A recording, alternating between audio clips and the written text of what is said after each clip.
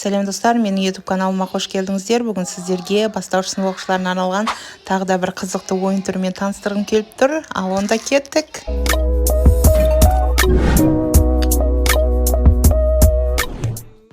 Бұл ойынның аты My School Bag деп аталады. Бұл ойынға сізге керегі тек қана ақ параққа осындай сөмкенің ішіндегі заттарды шығарып алсаңыз болады. Ол менің телеграм каналымда бар. Телеграм каналымда осы видеоның астындағы описание бөлімінен табасыз.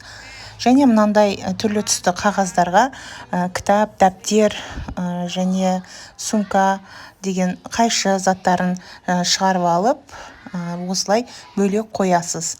Мынау ақ парақтың ішіндегі заттарды оқушылар тез орындарына қою керек.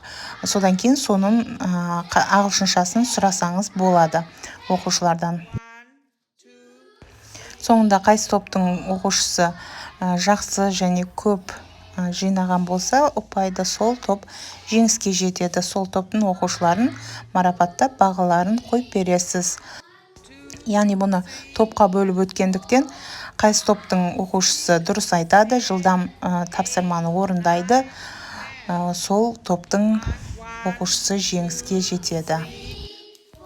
My School Bag тақырыбындағы сабақта осы ойынды ойнатып, балдардың қызығушылығын арттыра аласыз. Сол кезде балдар мынау заттардың атын тез жаттап алуға мүмкіндігі болады. Видео сіздерге ұнаса, лайк басып комментарий қалдырыңыз. Келесі видеоларда көріскенше сау болыңыз.